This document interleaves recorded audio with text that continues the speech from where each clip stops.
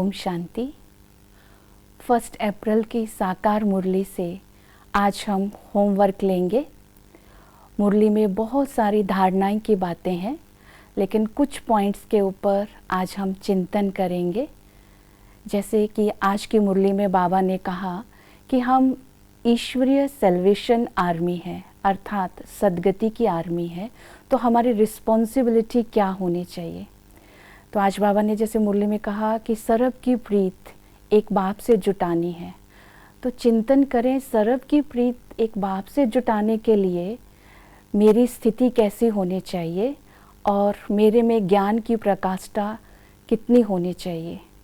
तो मुरली में कुछ बातें बाबा ने क्लियर करी हैं कि अगर मेरा बाप के साथ संग होगा तो दूसरों को समझा सकेंगे, तो मेरी बुद्धि की लाइन क्लियर होगी और मेरी अवस्था फर्स्ट क्लास होगी और मेरा मिजाज हर्षित होगा और खुश मिजाज होगा, तो मैं दूसरों को भी समझा सकती हूँ।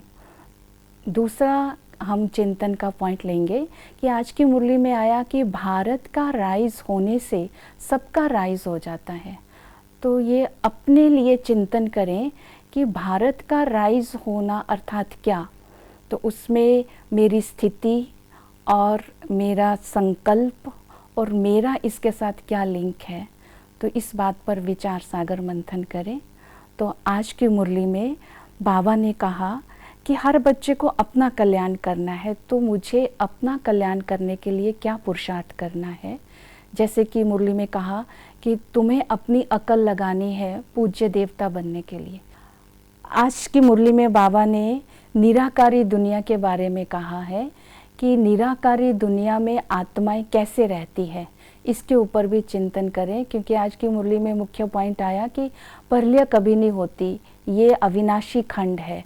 तो कुछ आत्माएं परम धाम में रहती हैं और कुछ यहाँ रहती हैं। तो इसलिए जो यहाँ रहते हैं और शांति धाम में आत्माएं जाती हैं, तो वहाँ आत्माएं कैसे रहती हैं, तो इस बात पर चिंतन करके दूसरों को समझाएंगे तो उनको समझ में आ जाएगा कि ये अविनाशी खंड है।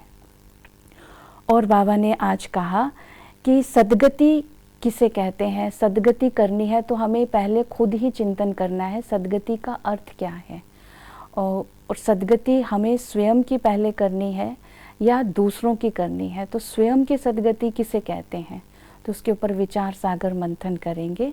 और पूज्य बनने के लिए मुझे अपनी स्थिति को कैसा बनाना है, इसके ऊपर भी चिंतन करेंगे।